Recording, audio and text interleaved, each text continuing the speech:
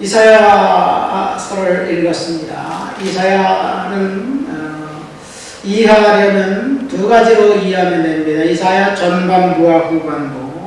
39장까지는 심판을 선언하면서 하나님께 돌아오라는 메시지입니다. 그리고 40장 이후에는 하나님께서 위로와 희망과 축복을 선포하고 있습니다. 이렇게 둘로 나눕니다. 그러나 40장 이후에도 또 두 분으로 나뉩니다. 55장까지는 이제 네 번에 걸쳐서 고난당한 왕 메시아를 이야기하면서 메시아의 출현. 근데 그 메시아는 사람들이 기대했던 메시아와 전혀 다르다 하는 이야기를 합니다. 그리고 이제 56장부터 마지막 66장까지 두 번째 걸쳐서 있는 그 부분을 신학자들은 제3 이사야라고 이야기합니다. 제3 이사야도 두 부분으로 나뉘어져 있습니다. 첫 번째 부분은 구원이고 두 번째 부분은 심판입니다. 심판과 구원.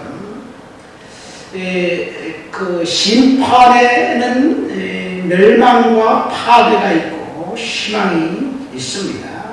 그래서 바벨론의 포로가 되었던 그 백성들, 포로로 살았던 그 백성들에 대해서는 심판이고 이스라엘에 대해서는 구원을 이야기해주고 있습니다. 오늘 우리가 읽은 시편 이사야 63장은 이 심판에 대한 이야기입니다. 심판에 대한 이야기인데 사실 그 바벨론을 비롯한 열방들은 심판이지만 이스라엘은 하나님께서 새롭게 회복시켜 주신다는 회복의 이야기이기도 합니다. 1절부터 3절까지 한번 말씀을 볼까요? 에돔에서 오는 이 누구며 붉은 옷을 입고 보스라에서 오는 이 누구냐? 그는 화려한 의복 큰 능력으로 걷는 이가 누구냐? 질문합니다.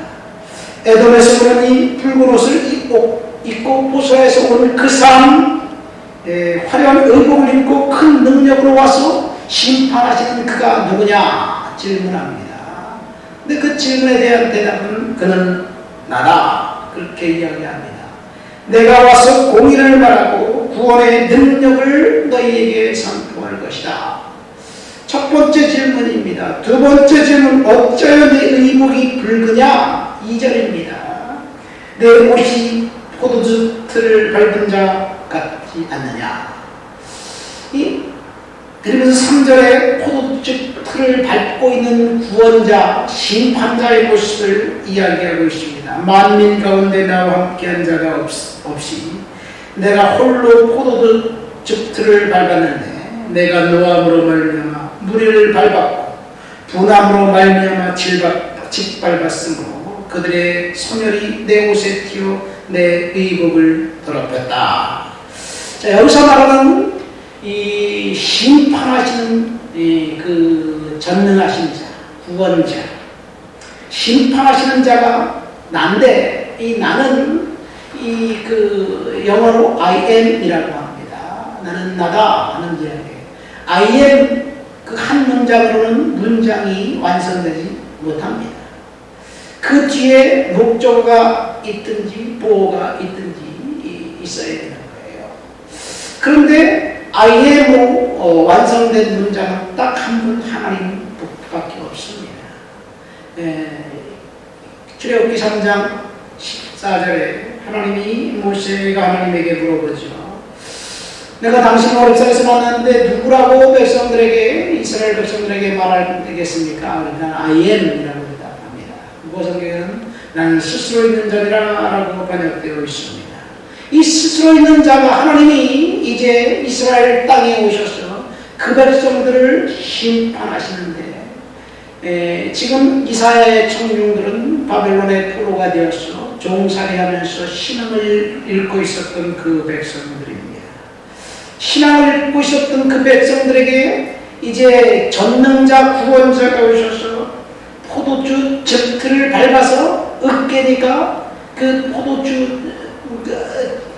포도가 터져서 이 그 피 같은 그 붉은 것이 온몸에 이제 온 옷에 다 튄 거예요. 이것은 당시 이 포도 수확 절기가 처리되면 큰 포도즙 틀에 사람들이 이제 맨발로 들어가서 이 옷을 거의 그냥 뭐 속옷만 걸치고 이제 밟는 거예요. 열심히 밟는 거예요. 그리고 열심히 밟으면 그 즙이 온 몸에 튀어서 속옷까지 완전히 그냥 피에 낭자한 것처럼 그렇게 된 모습을 이제 보면서 회화적으로 표현하면서 하나님의 그 심판을 이야기하고 있습니다. 그 하나님의 심판을 이야기하는데 3절에 보니까 아무것도 도와줄 수 없이 혼자 심판한다는 이야기를 하고 있습니다.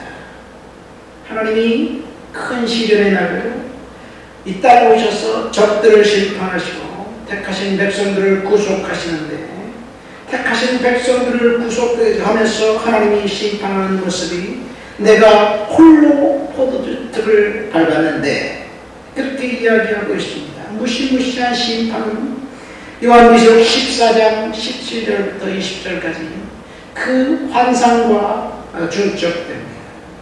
요한계시록에서 요한이 본 환상을 보면 내가 또 다른 천사가 하늘에 있는 성전에서 나오는데 역시 예리한 낯을 가졌더라. 또 불을 다스리는 다른 천사가 제단으로부터 나와 예리한 낯을 가진 자를 향하여 큰 음성으로 불러 이르되 네 예리한 낯을 휘둘러 땅에 포도송이를 거두라.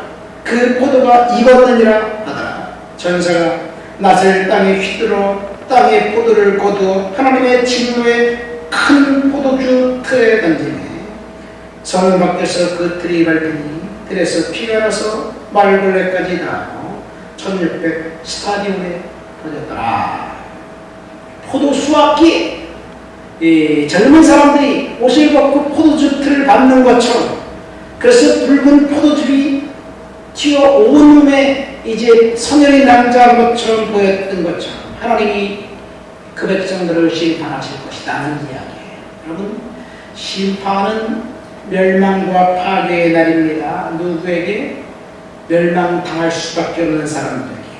그러나 구원받은 사람들에게는 심판은 축복의 날이고 희망의 날이에요. 이스라엘 백성들, 이스라엘 청중들은 희망이 없었습니다. 절망뿐이었습니다. 눈에 보이는 것이라고는 어디 희망을 이제 말할 수 있는 그런 상황이 하나도 없었습니다. 그러나 심판자 되신 하나님께서 오셔서 심판하시는데 심판은 두 가지예요. 첫 번째는 법정 심판이고 두 번째는 전사 심판입니다. 이방인들에게는 전사 심판이 되어서 천국과 지옥으로 가는 심판이지만 이스라엘 백성들에게는 이제 법정 심판이 되어서 상주리한 심판이에요. 저와 여러분들에게는 어떤 심판인가요? 하나님이 그 백성들을 향해서 이렇게 판단하고 있습니다. 7절 내가 여호와께서 우리에게 베푸신 모든 자비와 그 찬송을 말하며 그 사랑을 따라 그의 많은 자비를 따라 이스라엘 집에 베푸신 은총을 말하리라. 앞에 나와 있는 포도즙을 밟는 전사의 모습과 7절에 있는 자비와 사랑과 은총의 하나님의 모습이 완전히 대비됩니다. 하나님께서 이스라엘 백성들을 자비와 은총과 사랑으로 품어주시겠다는 이야기, 이것이 심판의 날을 이야기하고 있습니다. 그래서 8절에 하나님이 이렇게 선언하십니다. 그들은 실로 나의 백성이요 거짓을 행하지 아니하는 자녀라 하시고 그들의 구원자가 되셨다. 하나님의 백성들, 이스라엘 백성들이 범죄했잖아요. 그래서 바벨론의 포로가 되었잖아요. 멸망당했고 심판받았잖아요. 그런데 하나님의 눈에는 그들은 내 백성이고 거짓을 행하지 않았다. 포도즙을 밟는 그분이 3절 말씀이니까 다른 사람의 도움을 받지 않고 혼자 그 포도즙을 밟고 있다고 이야기하지 않나요? 그것이 그리스도를 말합니다. 그리스도께서 십자가에서 흘리신 그 보혈, 그 보혈이 포도즙들에서 성혈이 낭자한 것처럼 보이는 그 모습이에요. 그 그리스도의 보혈 때문에 8절에 이제 너는 더 이상 죄인이 아니라 나의 자녀다. 거짓을 너는 행한 사람이 아니라 그런 선언입니다. 그러면서 그들을 모든 환란에서 동참하사 9절에 자기 앞에 사자라여 그들을 구원하셨다. 이것이 이사야가 본 새하늘과 새 땅 구원받은 백성들의 모습입니다. 어쩌면 저와 여러분들이 이사야의 청중들처럼 바벨론 땅에서 희망 없이 살아가고 있는 그런 상황이지만 전사 대신 하나님께서 포도들을 밟고 심판하실 때 우리들에게는 생명과 은혜와 은총과 자비의 심판의 날, 그래서 새로운 희망이 있는 그런 새날이 될 줄 믿습니다.